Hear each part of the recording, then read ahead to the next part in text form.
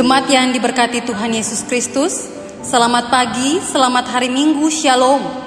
Pembacaan firman hari ini terdapat dalam Kejadian pasal 8 ayat 1 sampai 22.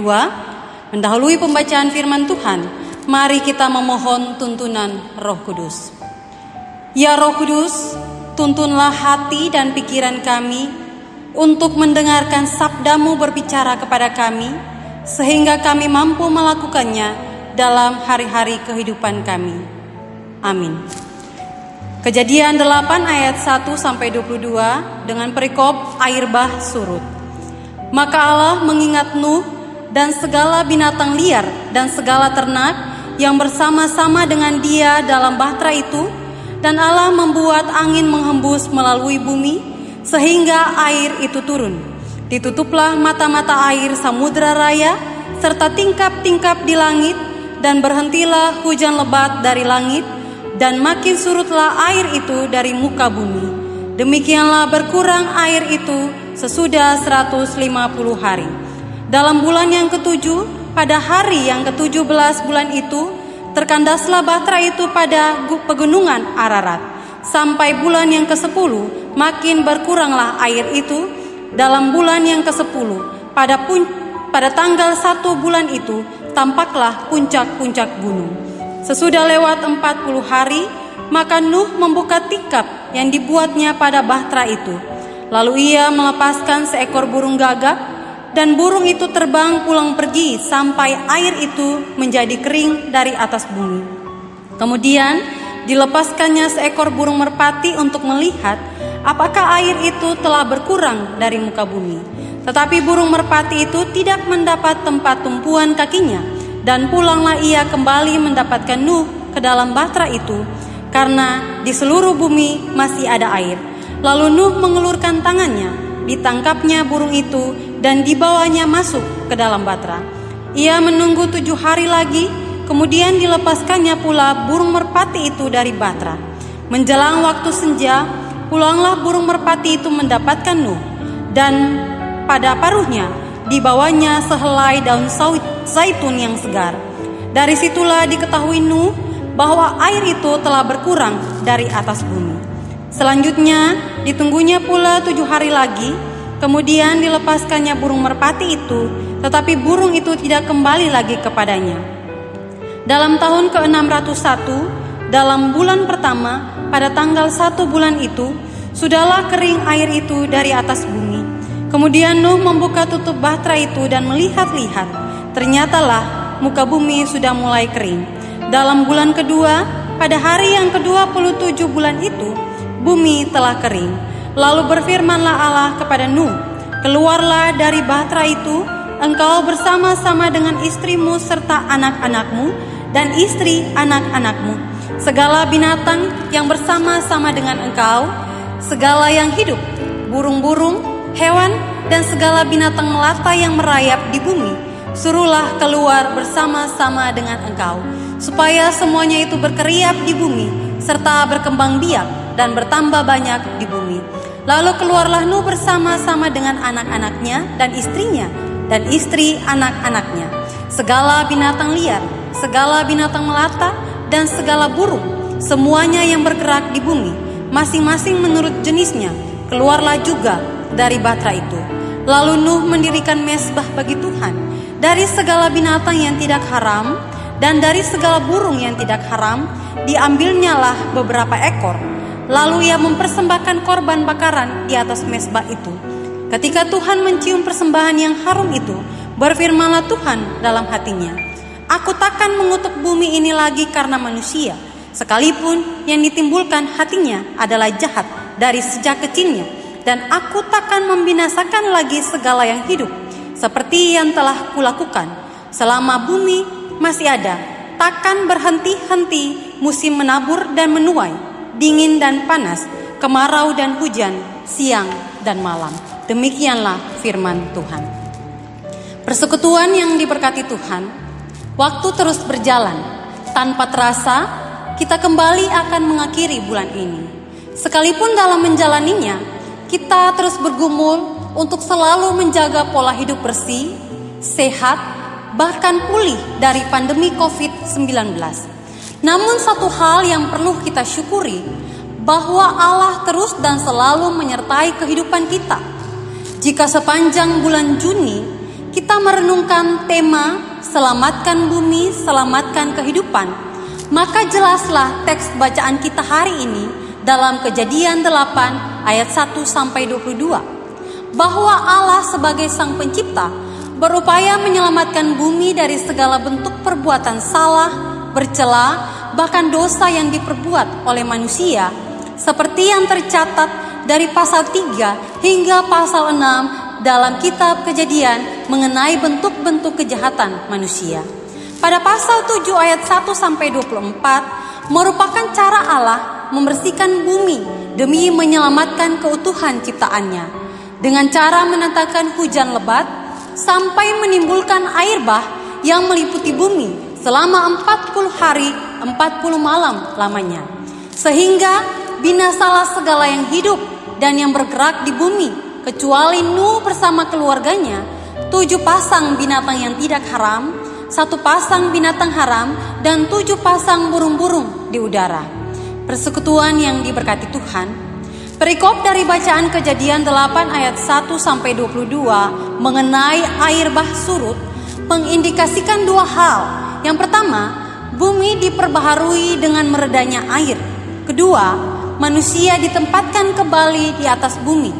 Setelah peristiwa air bah, sebuah tindakan yang menyatakan anugerah Allah pun tercatat dalam ayat 1. Ungkapan Allah mengingat Nuh dan segala makhluk yang bersamanya tidak berarti bahwa mereka dilupakan Allah.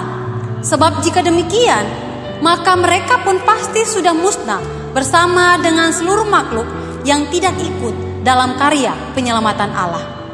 Namun, ungkapan Allah mengingat merupakan bukti bahwa Allah tetap menyatakan kasih kepada ciptaannya sekalipun mereka berada di tengah ancaman. Terbukti dengan cara Allah, maka naiknya air dihentikan melalui hembusan angin yang mengakibatkan air turun, serta ditutupnya mata-mata air seluruh samudra raya dan menghentikan hujan lebat sehingga air pun makin surut. Kemudian setelah surut, maka pada hari yang ke-17 bahtera pun kandas, dan Nuh masih menunggu hingga 120 hari lamanya, hingga kelihatan puncak gunung, serta mengirimkan mata-mata, yakni seekor burung gagak dan seekor burung merpati untuk mendapatkan informasi. Barulah sekitar 27 hari, air menjadi lenyap dan permukaan bumi mulai kering dan didiami oleh Nuh dan keluarganya, serta seluruh makhluk yang bersamanya. Bagian ini mengajarkan kepada kita bahwa Allah berkuasa atas air, angin, samudra raya, bahkan segala yang hidup di dalam bumi. Segalanya ada dalam pengendaliannya. Persekutuan yang diberkati Tuhan. Akhirnya, bumi kembali ditempati manusia dan makhluk hidup lainnya berdasarkan perintah Allah, bukan atas kemauan sendiri.